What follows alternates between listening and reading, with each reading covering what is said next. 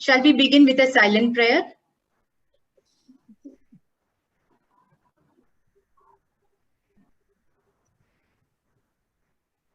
Thank you all.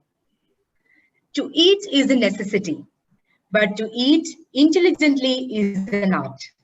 Respected Dr. Manu Raj, Principal Girija ma'am, Vice Principal Kalyani ma'am, parents, teachers, and my dear students. I hope all of you had your breakfast today, delicious breakfast today. Was it healthy? I doubt. Because eating healthy food and staying away from junk food can be difficult for most of us. All of us are aware that we need to eat healthy food. But where to start with? Today, we have with us Dr. Manu Raj from Amrita Institute of Medical Science and Research, Kochi, to guide us on leading a healthy life. Now, I would like to invite Ms. Krishna Kumari to welcome the guest. I think doctor is not enabled the video. Dr. Manu is aware of it. We are going to start. Anjana? Yeah. I don't know. Yes. Okay, doctor. Okay. Yes. Yes. Krishna Kumari, continue. Yes, ma'am. Yes. The ancient Greek philosopher Plato once said, in order for man to succeed in life, God provided him two means, education and physical activity, not separately, but for the two together. With these means, man can attain perfection. Esteemed Chief Guest, Dr. Manu Raj, respected Principal, Ms. Girija T.S., caring parents, beloved students, dynamic Department of Physical Education, and dear teachers, Namaste. I'm extremely privileged to deliver the address of welcome on the occasion of Fit India School Week 2020. Our chief guest of the day is a well-known, distinguished figure in society. It's really an honor to introduce Dr. Manu Raj to this gathering. Dr. Manu Raj completed his graduation in MBBS from Government Medical College, MG University, Kerala. He secured a PG diploma in pediatrics from the same college. He is also a PG Master's Diplomate of National Board in Pediatrics. He did his MS in Health Research Methodology at McMaster University, Hamilton. He conducted 15 studies in the area of cardiovascular health in infants, children, and adolescents. Dr. Raj has many more accomplishments to his credit.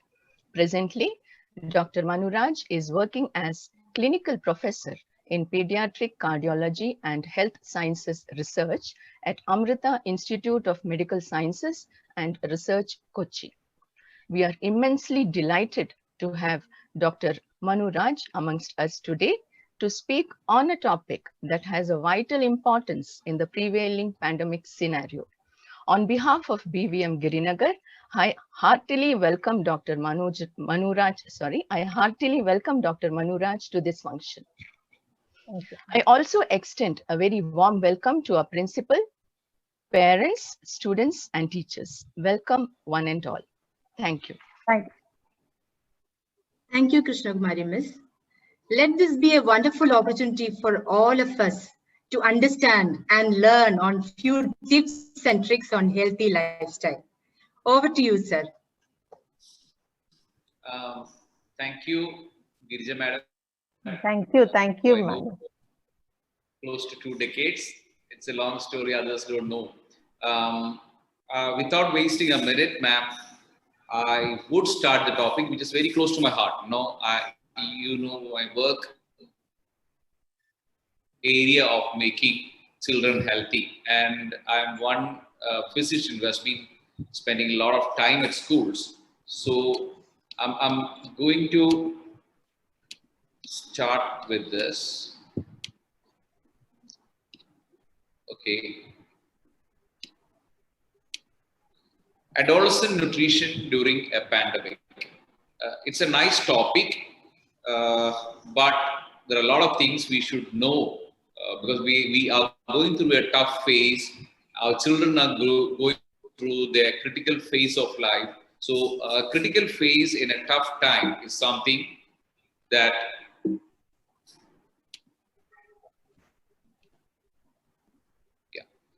and before getting into the you should know how is the COVID pandemic now. We have million infections. We have seen people losing their lives in 1.5 million. That's a huge number. Not in the last maybe 80 or 90 years. And we at any given time have something like 100,000 patients. We also have approximately 42 million who have survived.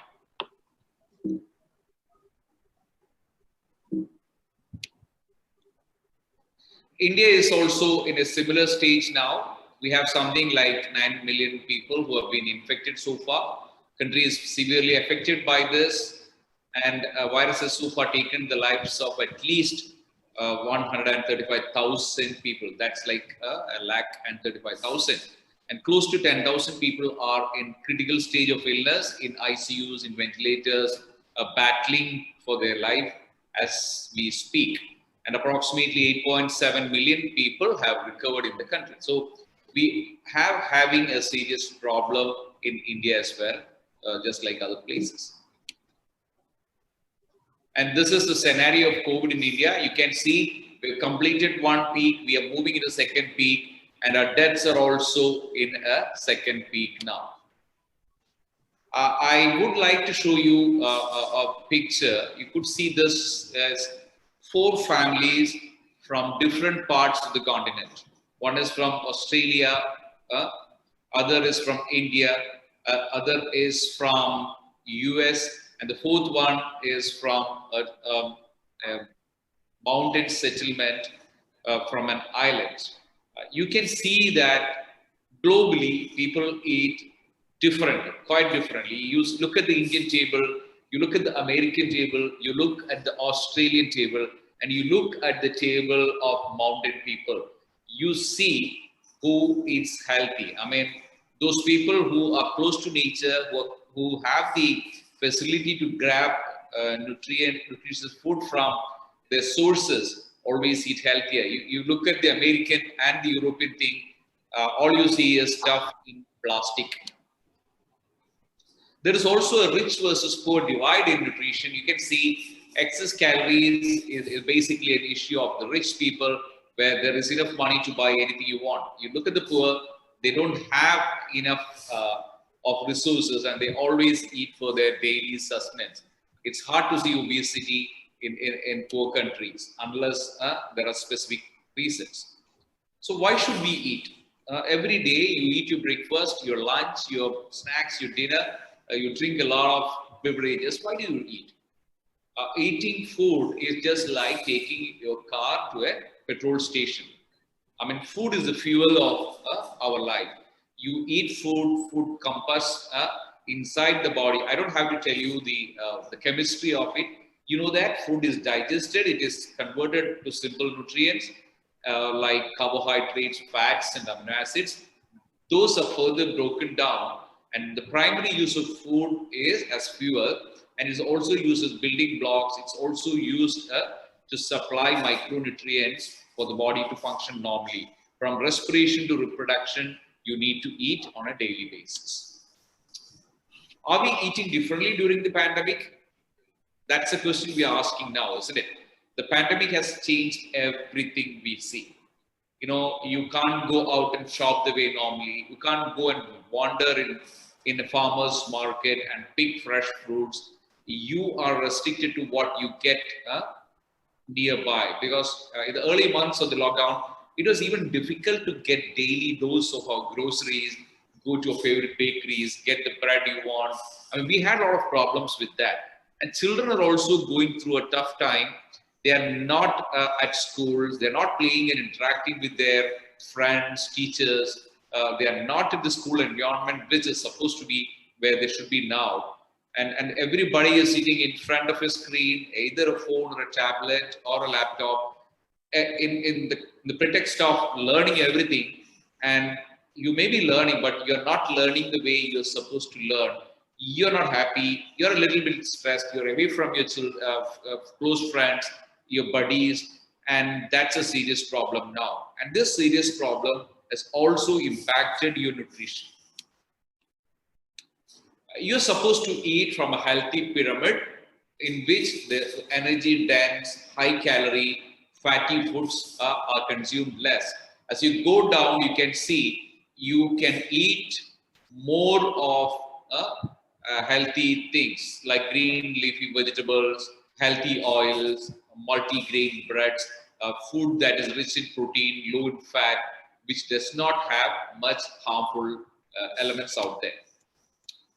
Are adolescents like you different from other children?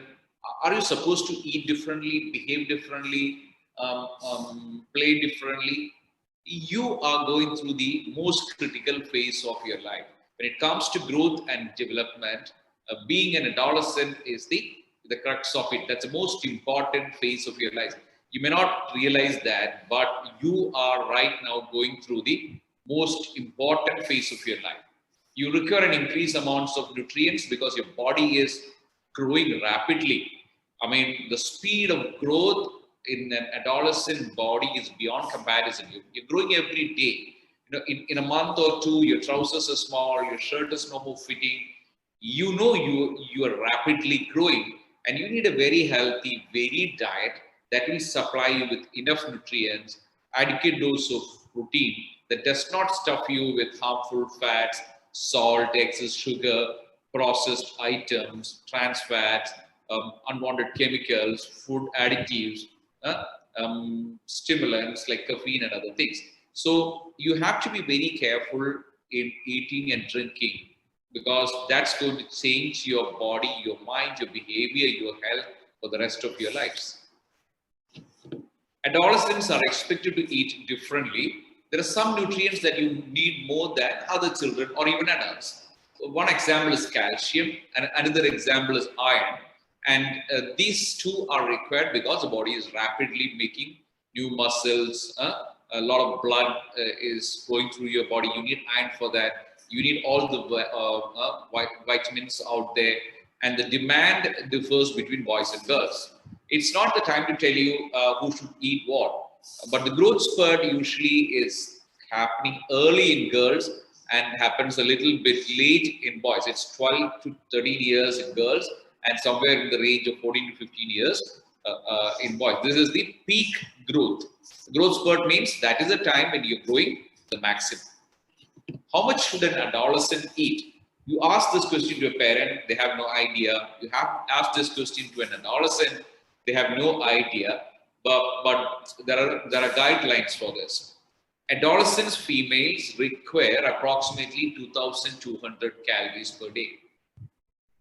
Boys require an additional 300 to 700 more. I would say girls are happily growing if they eat 2,200 calories, and maybe for boys it would be 2,500 to 3,000 calories in a day. An additional intake of fat, calcium, iron, zinc, vitamins, and fiber is very important. And nutritional deficiencies or poor eating during adolescence can have long-term consequences. You eat bad now, your body is going to remain unhealthy for the rest of your lives, period. So whatever you do now will reflect on your health for many years possible. So you have to know that if you don't eat well, you can have delayed sexual maturation, which is a big problem. You know, in future, there could be issues with reproduction. There could be loss of final adult height. You may not grow tall the way you are supposed to grow if you were eating normally. You could have excess of issues like, high levels of blood cholesterol, high levels of triglycerides, obesity, blood pressure, a lot of other issues. And if you're a vegetarian adolescent, the nutritional errors are in addition to this, you could get a lack of iodine because you're not eating any seafood. You could be deficient of vitamin B12. You could also be deficient of vitamin D and some essential fatty acids. So how much should an Indian adolescent eat? Boys 10 to 12 should eat something close to 2,200 calories, with 40 grams of good quality protein per day. The protein could be either from vegetarian sources or from animal sources. The only thing is it should have 40 grams or more of good quality protein. For girls, the age it is 2010 calories and 40 grams. For boys 13-15 it's 2750 and 55 grams of protein. And girls 13-15 it's 2300 calories and 52 grams protein. As for vegetarian adolescents, I said they should be extra careful about the deficiencies of it. If you look at your food intake, roughly 2/3 of your food should come from carbohydrates. Carbohydrates are stuff like, bread, rice, all the items we eat in bulk. I mean, this is the main fuel for the body. Carbohydrates are digested into glucose, which is the basic fuel for the body. Glucose is like petrol or diesel. No, you're taking carbohydrates and the body machine runs on glucose primarily. If glucose is not there, body might switch to alternate fuels, but for you, glucose is the petrol you should be filling. But you have to be very careful with this glucose. Excess amount of glucose gets converted to other things. It could get converted to fat, it could get converted to cholesterol, it could stay in the body, it could increase the fat content of the body, it could increase your weight, it could make you bulge with bellies, and it could be a problem later. Proteins are structures like cement, and you look at a building. A building is primarily built by bricks, cement, and metal. Protein is something similar to the building blocks of your body. You have to have, I told you, 2/3 of your diet should come from carbohydrates. So the remaining 1/3 is split into another 3 parts. Maybe the 2 parts of that should come from fat and 1/3 should come from protein. So roughly 15 to 30% of your diet can be supplemented by good quality protein, which can either be vegetarian or a non-vegetarian source. So if you're looking at an adolescent, you are eating something like 50 to 175 grams of protein a day. A small problem with vegetarians is that vegetarians need to eat a little bit more of protein, because usually the quality of protein is slightly lower in vegetarian sources like pulses, you eat chana, you eat dal, all these things have protein. But the bioavailability, the amount of protein actually absorbed by the body is more when it comes to animal foods like egg, you eat meat, fish, poultry, all those things. Protein is absorbed faster compared to a vegetarian source. So if you are a vegetarian, make sure you eat slightly more in quantity of protein, because you need to take care of the reduction in the absorption, reduction in the bioavailability. You have to be very careful.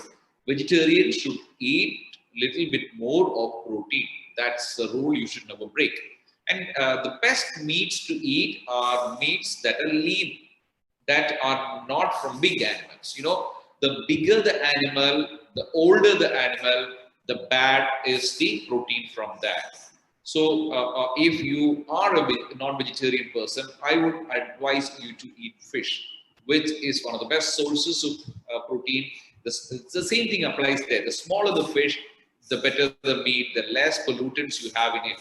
Because if fish stays longer at sea, they absorb harmful chemicals, they absorb toxins. So smaller fish are always much more healthier to eat compared to larger fish. And then you look at lean meats. Poultry is good source. And animal meat is always considered as inferior, because it's always better to eat poultry and fish. It's okay to eat animal meat, but you have to think of healthier options as well. And if you're a fish eating person, try to eat fish at least twice a week. Fats and oils.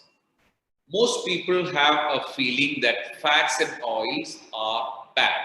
It's not like that. There is always good fats, there is always bad fats.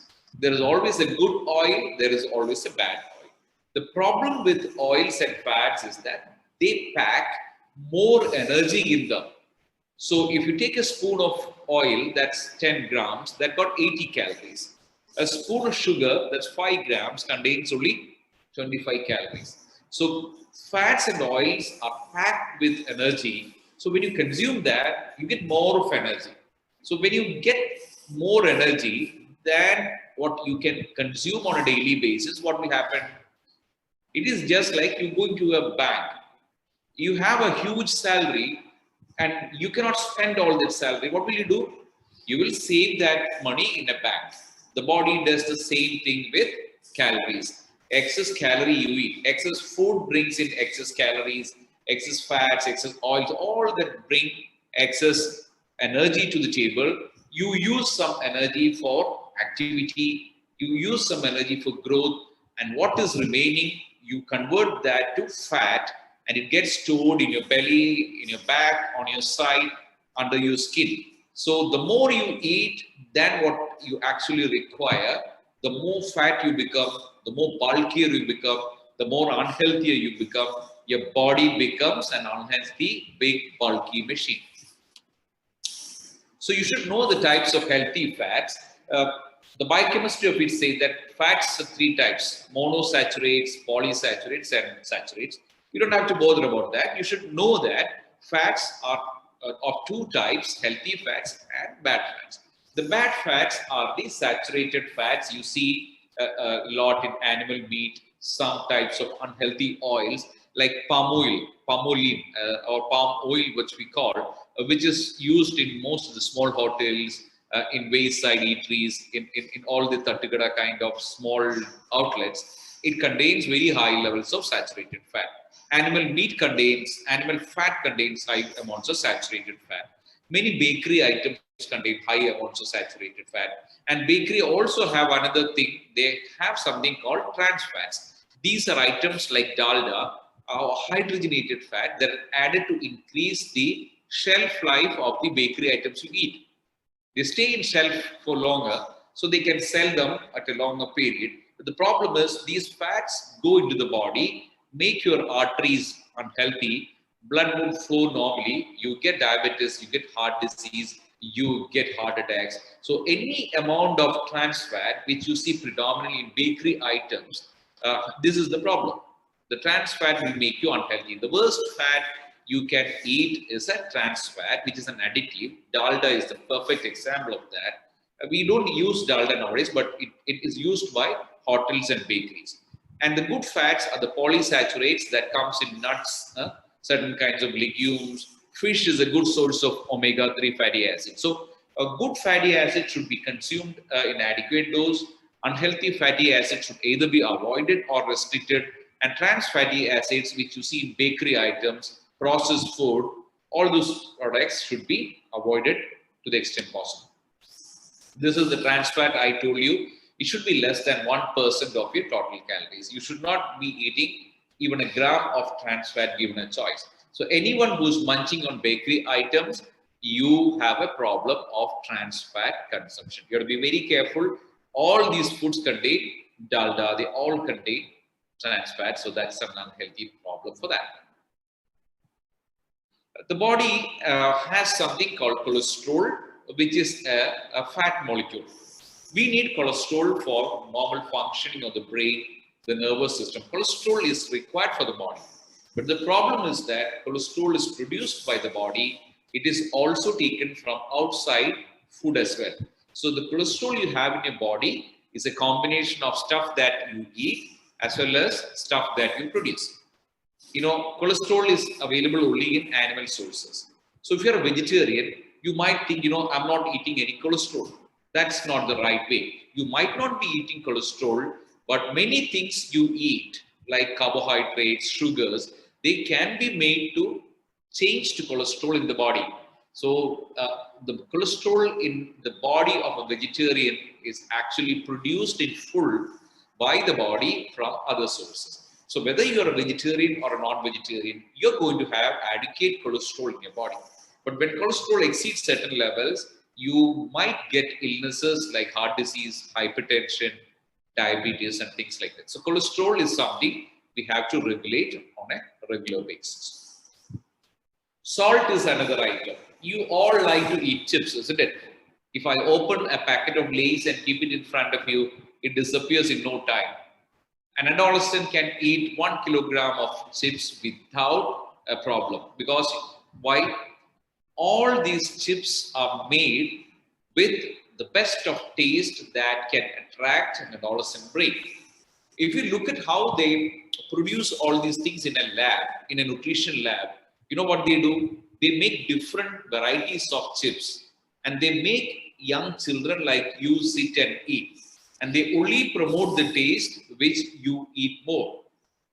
So all these factories like Lay's, Parley, all those people, they do a lot of nutritional research and they know the taste, they know the adequate salt, they know the adequate sugar that will attract an adolescent brain and make him eat more, make him munch more. So before you know, you get addicted to all these foods, junk foods, chips, fries, pastries, bakery items, because they have done research on how they can trap you. They can trick and trap you for a lifelong eating of unhealthy food. High salt intake with low consumption of fruits and vegetables is a big problem. You know, the exact opposite of high salt is high potassium. As you all know, you have learned in high school that potassium and sodium act against each other. So if you eat more of potassium, that is healthy. If you eat more of sodium, that is unhealthy. So excess potassium reduces blood pressure, excess sodium increases blood pressure. So you have to eat a lot of potassium-rich foods. This includes fruits and a lot of your vegetables. You know, you eat a big chunk of guava, it has a lot of potassium. Beans has a lot of potassium. Banana has potassium. So potassium-rich foods are always good and salt-rich foods are always bad. And then something about dietary fiber. You should know that dietary fiber is the roughage. So the more roughage there is in any food item, the more healthier it is, because fiber increases digestion, it traps some water along with that, it delays digestion. So you know what? The sugar is not absorbed rapidly. A slow absorption of food particles is good for the body because there is no spike of glucose, there is no spike of sugar, so body does not get the damage of excess glucose. So if you're eating processed food, if you're eating lesser fruits and vegetables, your daily dose of dietary fiber comes down and your diet becomes unhealthy. So you can take in a lot of fruits, you can take in oats, peas, beans, apples, citrus fruits, carrots and barley. All these mushrooms, they're all high in fiber and it reduces the blood glucose as well as the blood cholesterol level. It's good for the health of you. Insoluble fiber is also good. It increases your digestion. It softens the roughage that goes of the body. So you get a smooth bowel movement as well. Adolescents are supposed to eat something like age plus 5 grams of fiber a day. So if the adolescent is like say 12 years old, he or she should be eating 17 grams of protein and fiber per day.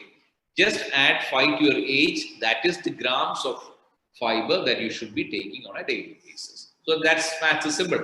Your age in years plus 5 is the grams of fiber, dietary fiber you should be taking on a daily basis. And this is the healthy eating plate I mentioned some time back. This was proposed by the Harvard University, the world famous university, which says that you cut your total plate into half.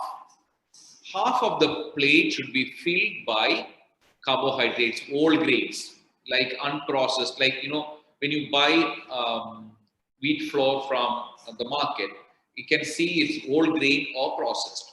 Maida is processed food, whole grain, whole wheat atta is whole grain. So half of that plate should come from a healthy dose of carbohydrates and a healthy dose of protein. And the rest half should come from a predominant portion of green leafy vegetables of multiple colors, and you can fill in the remaining with fruits. So if you look at your plate, that plate has whole grains, healthy protein, a big dose of vegetables, multicolored fruits, then a small amount of healthy oils. You can see the flask, the small amount of healthy oils and adequate amounts of water. Water is very important for your health. You know, when you feel thirsty, you are not supposed to drink other beverages. You should go and drink plain water. When kids are healthy, they go to the fridge, open the fridge, maybe they're going to drink some Resna, some Tang, or maybe some lemonade. You know, all these things are not good for your health. The best thing you need is to drink water plain, either milk, which is not with added sugar, or plain water. And you should also know the importance of eating a fruit as a fruit and not as a juice. When you crush fruit, you make it into liquid, you add a lot of water and sugar, the fruit becomes an unhealthy source. Because you're adding water, you're reducing the fiber, you're reducing the consistency. So eating a fruit whole is much more healthier, but crushing that fruit into juice, adding sugar, adding other things is bad. So a good food like fruit becomes bad when it converts a solid one to liquid one. This is the healthy pyramid just for you to reflect. You should also know the lifestyle diseases that happen when you eat bad food and don't exercise. It includes atherosclerosis, which means excess fat deposition in your arteries, and you also might get heart disease. You also might get stroke, means the blood vessels in the brain, they can rupture, paralyzing one part of your body. You might have seen old relatives lying in bed who are not able to move one part of the body. So that's one thing. You can also get obesity. You can also get diabetes. You can also increase stress. It is also something, smoking, alcohol, and drug abuse are also lifestyle diseases. It all starts even before you are born. So even as a child, you can have unhealthy lifestyles with you. If you look at the changing patterns, snacking has increased a lot now. Snack food and soft drink consumption have increased. Now, you know, every house you have snacks, you have bakeries, you have confectionaries. This has become a big menace to the current society. And what is junk food? Anything that contains an unnecessary dose of unhealthy food is called junk food. So if there is excess fat, it is junk. Excess salt, it is junk. Excess sugar, it's junk. Excess processed flour, it's junk. Excess processed meat, it is junk. So anything unhealthy is easily classified as junk. Why is junk food so bad?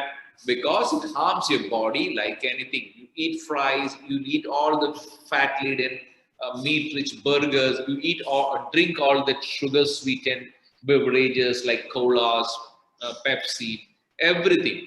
They are part of junk food.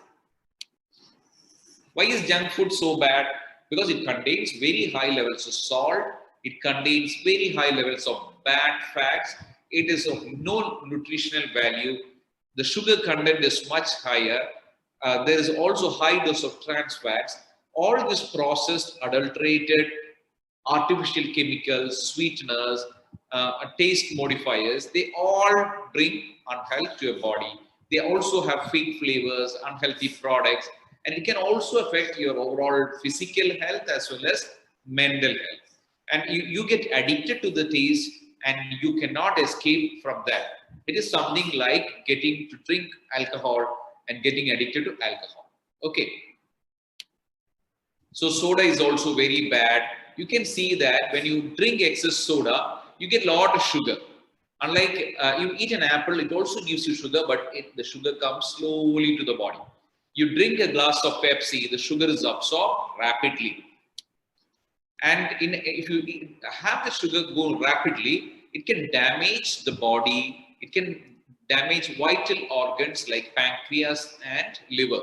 So you drink a lot of sugar drinks, your pancreas is going to be unhealthy, your liver is going to be unhealthy, you can get diabetes, heart disease, and liver disease. And excess sugar becomes fat and it goes to the blood vessels. The lining becomes thick blood will not flow normally through that. It gets all sort of diseases. You get hypertension. You can also get heart attacks. All these are part of excess sugar consumption. So do we really need a snack between meals? The best thing is to stay away from snacking.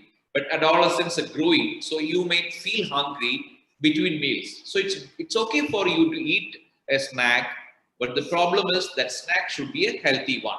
So what are the healthy snacks you can think of? Look at the picture. This is 2 plates of healthy snacks. You get fresh vegetables, you get healthy proteins, you get olives, fruits, apples, you can see salads, you can see a little bit of freshly made cheese, paneer, mushrooms, cut fruits. This is what you should be snacking when you feel hungry. Unfortunately, we go to the nearby bakery, we get some junk, we eat junk food, and we also drink some beverage, and we call that as a snack. TV viewing is also a problem because you are not moving your body. And while watching TV and advertisements, there are a lot of advertisements for junk food, unhealthy foods, and you end up eating more. See, when you watch TV and eat food, you unknowingly eat more food, you won't feel full. So TV makes you increase your food consumption. It also makes you increase your junk food consumption as well. The risk of obesity, excess body weight includes diabetes, hypertension, high cholesterol, heart disease, joint problems, excess fat in the liver, we call it fatty liver, and certain cancers like breast cancer are more in people with excess fat. So excess fat is a big problem. Eating junk gets you fatter, and it also brings in all sorts of other diseases. I told you about cholesterol. Coronary artery disease is when blood vessels of the heart get thickened, blood is not flowing normally, you likely to get heart attack and things like that. You all know diabetes is a difficulty in controlling the blood sugar in the body. The blood sugar level increases, damages all organs, and you lose many lives. You spend a lot of money in hospital for treatment of diabetes. So diabetes is also part of a nutritional problem. Hypertension is high blood pressure. When blood pressure increases, you may get all sorts of diseases of heart diseases, stroke, paralysis, and things like that. So preventing lifestyle diseases, you need to eat healthy food. You need to exercise regularly. You have to reduce your inactivity, like watching screen times. You should cut down on TV viewing. You should cut down on video games, playing with mobiles, and you should avoid unhealthy behaviors and should be physically active more. Diet modification, we told earlier, adolescents should be exercising. You are going through a tough time. You're not permitted to go out and play because of COVID restrictions. But whatever said and done, you should play 1 hour every day. Every adolescent should go out, play, sweat it out, work it out, and burn some 500 calories. Any child who's not playing actively for 1 hour a day is doing an unhealthy behavior. The body gets the damage, and you will never wake up from that unhealthy nature and fuel. And TV viewing, all screens combined should be less than 2. I know it's ridiculous now because you are in front of a screen for 5 hours for your classes. That's okay. But anything excess should be reduced to 2 hours as now. The biggest problem with the COVID right now is children are in front of screens either for learning or for entertainment. So we have to be very careful with this now. You have to do moderate vigorous exercise like running, skipping, cycling, playing football, shuttle, tennis. Anything that makes you sweat is a good activity that should be done at close. So the benefits of exercise is it increases the capacity of the body, it reduces blood pressure, it improves the control of blood sugar, it reduces the fat content, it reduces cholesterol, it increases the hemoglobin, the iron content of the body as well as. Inactivity is a big problem. I told you, it makes you unhealthy every day. So you have to reduce your inactivity and be more active. So the take-home message from me during a unhealthy period of the COVID pandemic is eat different kinds of healthy food every day. You eat fruits in the morning, vegetable salads, you eat different types of protein, you eat different types of meals. Don't go with the same routine every day. Different colors, different sources, different types, different tastes. Make it colorful every day. Eat only enough for growth and physical activity. If you're doing less physical activity, eat less. So if you're not going out and playing today, you're sedentary today, reduce the amount of food you should be eating. Choose food that is low in sugar, fat, and salt, and wisely choose snacks and beverages. Be as much as physically active as you can. You may be having a COVID scare, but take a mask, go to a place where there are not many people. You can at least run, you can cycle. Stay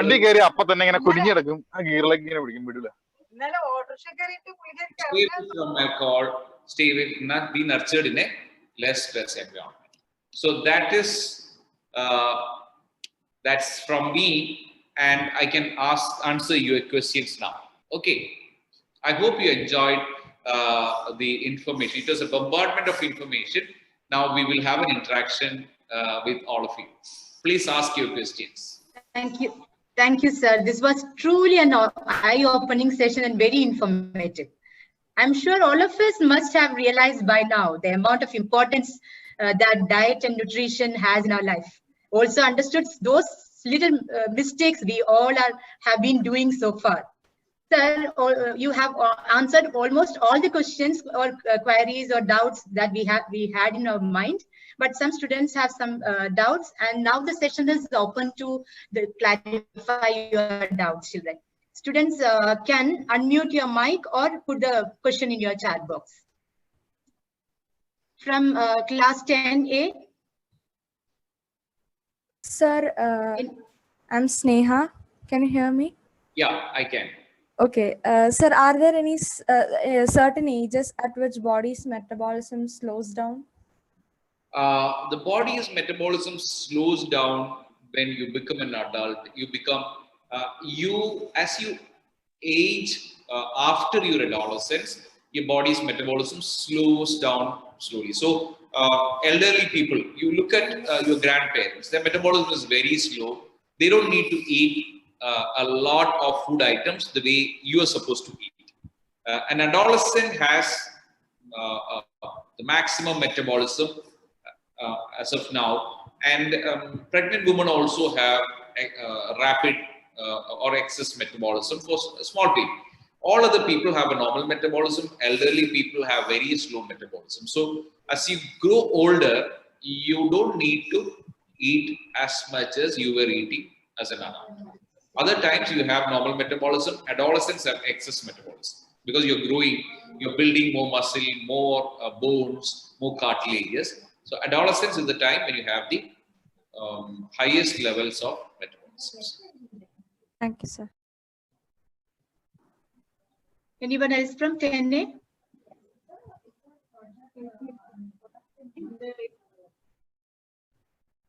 If no one, students from 10B may share your doubts.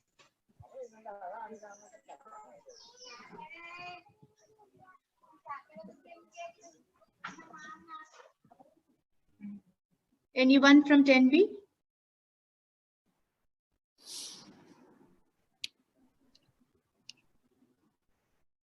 Students from 10C? So this is Achya from 10C. I have a doubt. As you said, being at home, there is a tendency to eat a lot of junk food. Like, how would we avoid or control eating that? See, junk food is very tasty. Junk food is designed to trap you people into eating more and going for it again and again. So your brain is already tricked with that peculiar taste, that salty feel, that crispy nature, that excess oil. Everything gives the body a taste kick, and you get trapped in that. So as an adolescent, you may not realize that this is bad, this is going to increase my blood sugar, blood cholesterol, I will get heart disease 20 years later. But at this point, if you are aware that this is a trick, the food companies are tricking us, so we should stay away from the temptation of taste, and we should go for healthy alternatives. If you slowly start eating healthy snacks, like I would say cut fruits, salads, and there are even many food items that are both healthy and tasty. So you should be smart and discover new snacks that are tasty and healthy and start eating them. It has to come from within. Nobody should force you to eat healthy snack. You should think, what, I want taste, I want health. Are there combinations where the two are together? Can I have taste and health in the same plate? There are a lot of options are there. Like anyone given a plate of mango or a plate of tasty apple, you will never say no, isn't it? Because there is taste in that. But if you ask you to eat a plate of cut vegetables, you will stay away because there is not much taste in there. So adolescents always look for some taste, some crunchiness, some special items, and parents as well as adolescents should know that there are also healthy options, tasty snacks that should be taken between meals. So you should snack, but your snack should be tasty and healthy. Otherwise, if it's not a tasty one, you will stay away from that after 1 or 2 attempts. So you have to smartly discover healthy snacks. Try to make them at home. Don't ask your parents to make a snack. You can go to the kitchen and make a healthy snack and eat it. And it takes some practice, but with time, you will move towards a healthy snacking behavior. Sorry. Thank you, sir. Sir, I have a question too. So I wanted to know, like, whether there are like certain timings that are appropriate to have your meals, because like everyone has meals like in varied timings. So I've always wanted to know the specific. Is there like a specific time which you should be having your meal, and should like your amount of food intake like decrease? Like I've heard that you're supposed to eat lesser food in the night and more in the morning. Like, can you like explain the science behind that to me? This is a very important question. Most people don't know when to eat and when not to eat. Thing is, your body needs feeding and fasting as a balance, and the most gap, from dinner to breakfast is the biggest gap a normal person has. You may eat your dinner at 8 o'clock in the night and the next breakfast maybe at 7 o'clock. So you have a 11-hour fast. This automatic intermittent fasting every day is good for the body. So when you're waking up, your blood sugars are low, you're feeling less active. So you should never skip your breakfast. This is why breakfast is very important. So morning breakfast is supposed to be eaten on time and a normal, full, adequate breakfast. The problem what we in India usually see is we have a heavy lunch. Culturally, the Indian lunch is heavy. Unfortunately, your lunch should not be that heavy. It should be a moderate level because you are either working or at school. So when you want to work, when you want to be active, it is better to have a moderate sized meal. And in the evening, you are not supposed to eat your dinner late. So if you could eat your dinner early, like say around 6:30, that is the best. And anybody eating an early dinner is doing a good thing to the body. They are increasing the fasting period beyond 12 hours. So if the body is automatically fasting every day for more than 12 hours, the body slowly switches to a healthy option. So I would say eat your breakfast normally, have a decent sized lunch, have an early dinner, and whatever snacks you eat between the meals should be adequate in size and should be healthy and should not contain a lot of energy. In energy, I mean should not be rich in fat, should not be rich in sugar, and should not contain too much carbohydrates. So a small bite is okay, a decent piece of fruit is okay, and please stay away from drinking beverages. Sugar containing beverages are always bad. Be it a fruit juice or soda, any excess sugar is bad. So I would say have proper timed meals, early dinner, normal time breakfast, mid-time lunch, decent dose, healthy snacks in between, staying away from sugared beverages, you are fine. You should not be worried about other things. This is a standard way. This is a good way of doing it. Okay. Actually, I have one more question. So, as an athlete, I would like to ask you whether there are certain. As an athlete, I would like to ask you whether there are certain nutrients in my diets that I should be more focused on, or like certain dietary practices I should follow. What did you say? Are you vegetarian? Did you say you're a vegetarian? No, sir, I'm not a vegetarian. What did you say? What is the peculiarity? I didn't hear the first part. As an athlete. Athlete. Okay. Oh, okay. Okay. So you're a sports person. So what is your sport? Basketball. Okay. So sports people should eat more. That's for sure. But you have to eat more of good quality protein. And you may have your practice schedule every day or many times a week. So before a workout, you should have a decent snack of energy-rich food. You should be eating differently from a normal adolescent. So you need a big burst of energy for a short period. Like just before a workout, maybe you can have a carbohydrate enriched meal with normal nutrients and things like that. And during your workout, if it's a long workout, you should be slowly supplementing electrolytes as well as a little bit of nutrients. So that's why you see tennis players in the middle of their game, they eat a banana. Have you ever thought why they are eating a banana? Because they get the glucose, they get the potassium, they get decent nutrition. You cannot eat a piece of chicken in the middle of a game. So in the middle of a game, so at the start of the game, you should be fully loaded with carbohydrates that are of good quality. In the middle of your game, if it's a long game, you should supplement yourself with decent dose of glucose, a decent dose of electrolytes, including potassium, and enough water. And after a meal, after an exercise, for the recovery part, you should have enough of proteins. Because whenever you do exercise a lot, you might eat some bit of your muscle. It might sound strange to you because you look at marathon runners. By the time they finish a marathon, they might lose weight to the tune of 5 to 8 kilograms. Their own body weight reduces in one day. Because after a period of time, they'll be running on their own protein, their own muscle. So heavy exercise should be followed by additional dose of proteins after the meal. So before the exercise, adequate dose of energy in form of carbohydrates. During exercise, glucose as well as nutrients. After exercise, a good snack, a good supplement of protein. And you should calculate the excess energy you are spending and eat an adequate amount in addition to the regular requirement. Okay. Thank you, sir.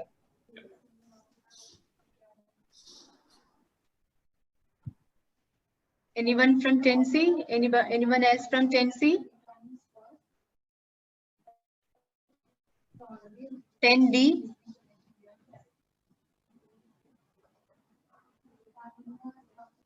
Any parents wish to ask? Any queries?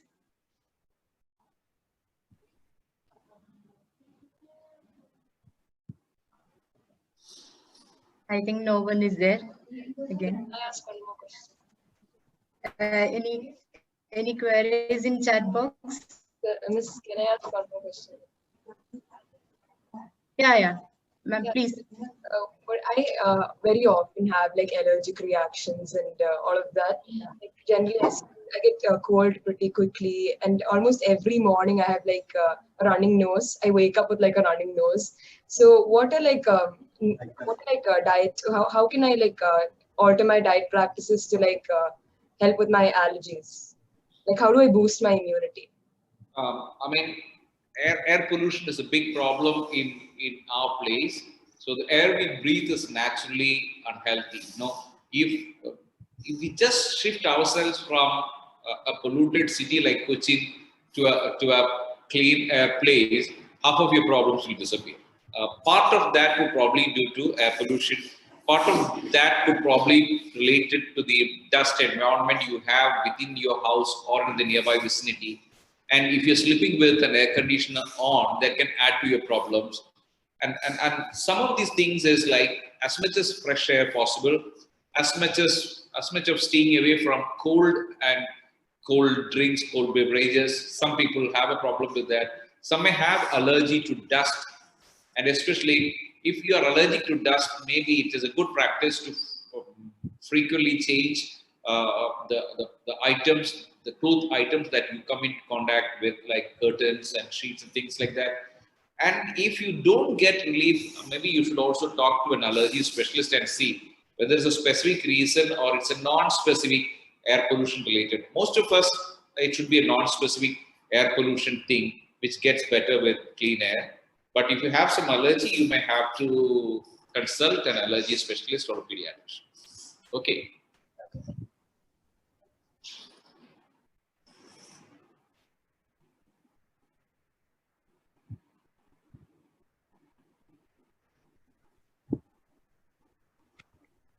I think all the queries are over.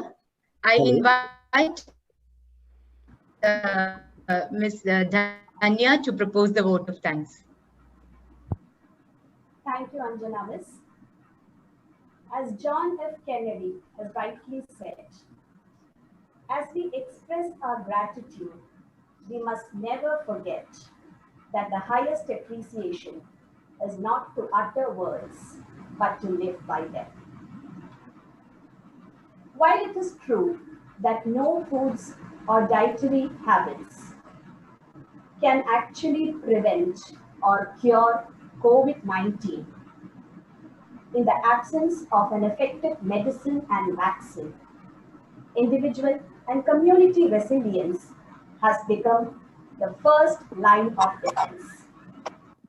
And hence, healthy diets have become even more important to boost our immunity.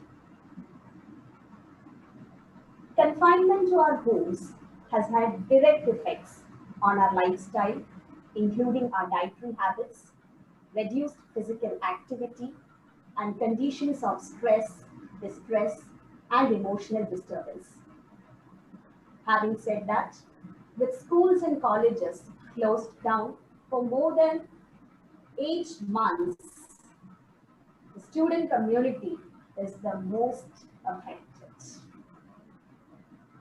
Hence, I take this opportunity to thank Dr. Manu Raj for taking his time off his busy schedule and giving this informative webinar, which can be rightly said to be the most suitable in terms of its context, timing, and audience. Thank you, sir. I take this opportunity to thank our Principal Girja ma'am and Vice Principal Kalyani ma'am, who have been a constant source of support and encouragement in all our endeavors, especially during this tough times. Thank you, ma'am. I take this opportunity to thank our students and parents who have attended this webinar and made this a success. Thank you. I also take this opportunity to thank teachers of Physical Education Department for having organized this wonderful, informative webinar at the right time for the right audience. Thank you, teachers. And last but never the least, I thank teachers of PBM Girinagar who have attended this seminar and contributed it to be a grand success. Once again, I thank you all. Thank you, Danya. Thank you, sir.